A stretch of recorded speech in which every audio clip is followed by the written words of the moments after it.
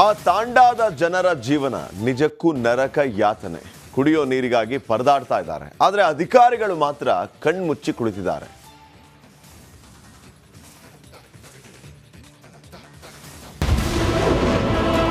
ಕುಡಿಯಲು ಯೋಗ್ಯವಲ್ಲದ ನೀರು ಸೇವನೆ. ಈ ತಾಂಡಾ ಜನರ ಗೋಳು ಕೇಳೋರ್ಯಾರು?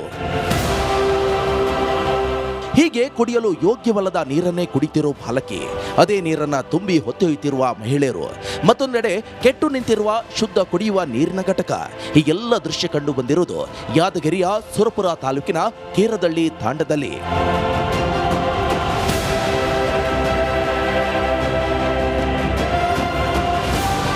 ಇಲ್ಲಿನ ಜನರ ಬದುಕು ನಿಜಕ್ಕೂ ದುರಂತವಾಗಿದೆ.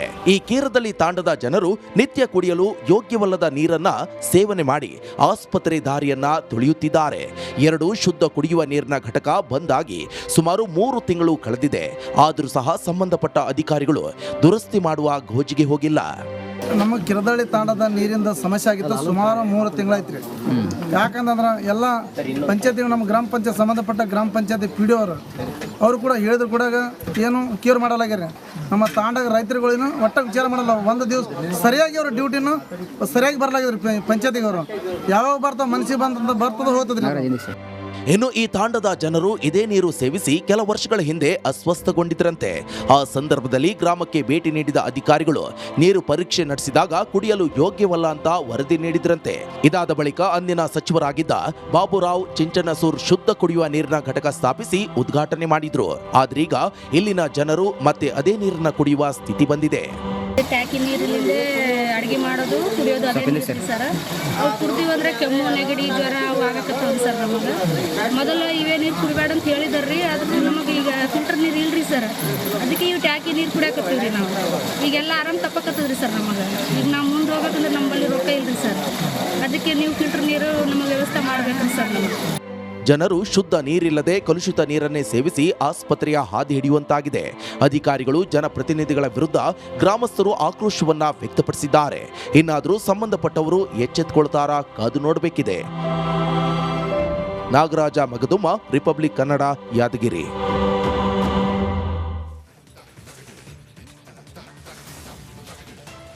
ಹೈಕೋರ್ಟ್ ಅಂಗಳದಲ್ಲಿ ಸಿಎಂ ಸಿದ್ದರಾಮಯ್ಯ ವಿರುದ್ಧದ ಪ್ರಾಸಿಕ್ಯೂಷನ್ ಜಟಾಪಟಿ ನಡೆದಿದ್ದಾಯಿತು.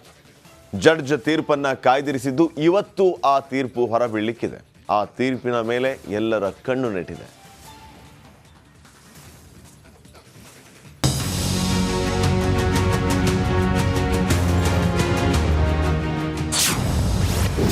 ಫೈನಲ್ ಹಂತಕ್ಕೆ ಮೂಡಾಯಣ.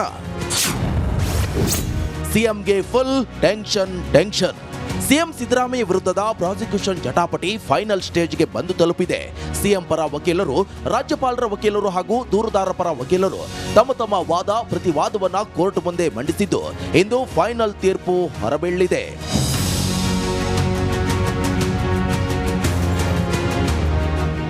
ಸಿಎಂ ಪರ ಅಭಿಷೇಕ್ ಮನು ಸಿಂಘ್ವಿ, ರಾಜ್ಯಪಾಲರ ಪರ ತುಷಾರ್ ಮೆಹ್ತಾ, ದೂರುದಾರರ ಪರ ಹಲವು ವಕೀಲರು ವಾದ ಮಂಡಿಸಿದ್ದಾರೆ.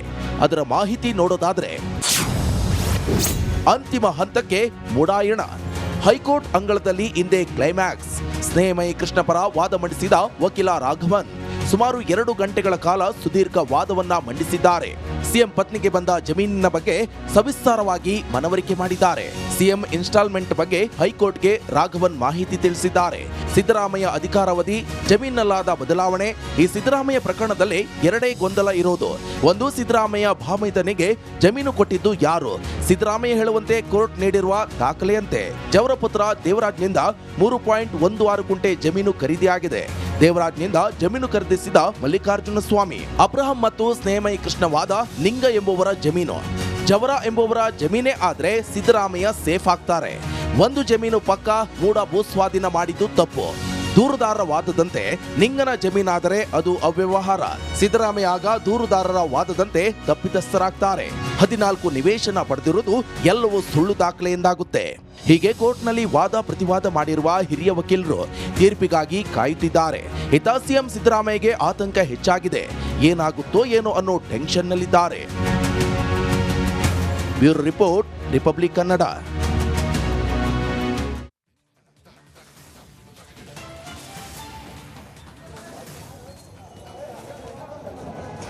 ಸೈಲೆಂಟ್ ಇರಿಸಿದ್ದ ಕೋಟೆನಾಡಲ್ಲಿ ಫೈಟಿಂಗ್ ಶುರುವಾಗಿತ್ತು.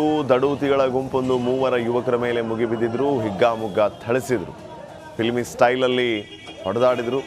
ಆದರೆ ಜನ ಮಾತ್ರ ಮೂಕ ಪ್ರೇಕ್ಷಕರಾಗಿದ್ದರು.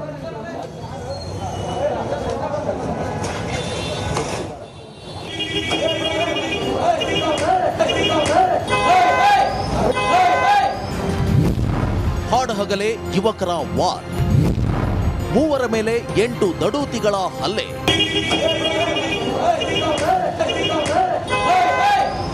ಬಿಳಿ ಅಂಗಿ ಧರಿಸಿರುವ ವ್ಯಕ್ತಿಯನ್ನೊಮ್ಮೆ ನೋಡಿ, ಹೇಗೆ ಮನ ಬಂದಂತೆ ಥಳಿಸುತ್ತಿದ್ದಾನೆ ಅಂತ. ಎಳೆದು ಉರುಳಾಡಿಸಿ ಹಿಗ್ಗಾಮುಗ್ಗ ಗುಮ್ಮುತ್ತಿದ್ದಾನೆ.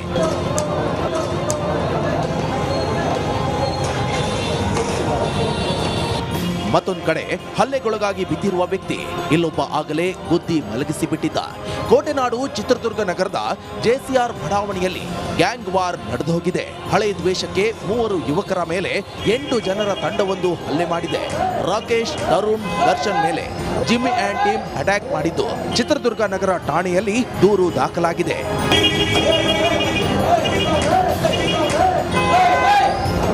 ಘಟನೆ ಬಗ್ಗೆ ಚಿತ್ರದುರ್ಗ ಎಸ್ಪಿ ರಂಜಿತ್ ಕುಮಾರ್ ಬಾಯ್ ಬಿಡ್ತಿಲ್ವಂತೆ. ಏನೋ ಪ್ರಕರಣ ನಡೆದು 3 ದಿನಗಳಾದರೂ ಹಲ್ಲೆ ಮಾಡಿದ ಗ್ಯಾಂಗ್ನ ಅರೆಸ್ಟ್ ಮಾಡಿಲ್ಲ. ಇದು ಕಾಕಿ ಮೇಲೆ ಅನುಮಾನ ಬರುವಂತೆ ಮಾಡಿರುವುದು ಸುಳ್ಳಲ್ಲ.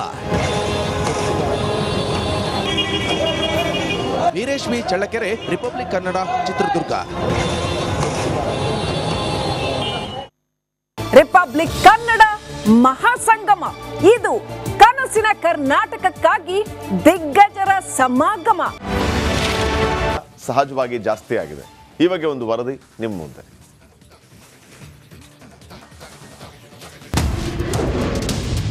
ರೇಣುಕಸ್ವಾಮಿ ಕೊಲೆ ಕೇಸ್ 3 ಜಾಮೀನು. ಇನ್ನುಳಿದ ದರ್ಶನ್ ಗ್ಯಾಂಗ್ ಕತೆ ಏನು?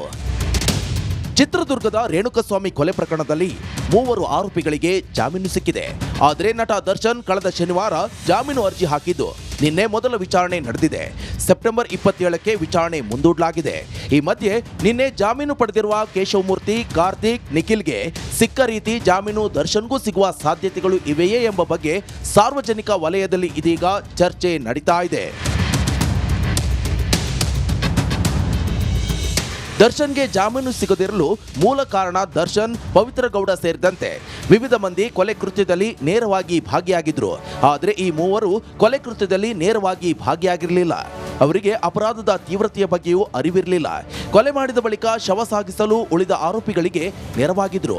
ರೇಣುಕಸ್ವಾಮಿಯನ್ನ ಕಿಡ್ನಾಪ್ ಮಾಡಿದ್ದರಾಗ್ಲಿ ಅಥವಾ ರೇಣುಕಸ್ವಾಮಿಗೆ ಚಿತ್ರಹಿಂಸೆ ನೀಡಿದ್ದರಾಗ್ಲಿ ಇವರ ಪಾತ್ರವಿರಲಿಲ್ಲ.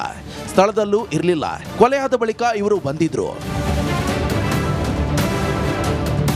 ಈ ಕೃತ್ಯವನ್ನ ಒಪ್ಪಿಕೊಂಡು ಪೊಲೀಸರಿಗೆ ಶರಣಾದ್ರೆ ಹಣ ನೀಡುವುದಾಗಿಯೂ ಬಳಿಕ ಠಾಣೆಯಿಂದ ಬಿಡಿಸಿಕೊಂಡು ಬರುವುದಾಗಿಯೂ ನಂಬಿಸಿದ್ರಿಂದ ಕೇವಲ ಹಣ ಸಿಗುತ್ತೆ ಎಂಬ ಕಾರಣಕ್ಕಾಗಿ ಪೊಲೀಸರಿಗೆ ತಾವಾಗಿಯೇ ಶರಣಾಗಿದ್ರು. ಈ ವಿಚಾರವನ್ನ ಆರೋಪಿಗಳ ಪರ ವಾದ ಮಂಡಿಸಿದ ವಕೀಲರು ನ್ಯಾಯಾಲಯದ ಗಮನಕ್ಕೆ ತಂದಿದ್ರು.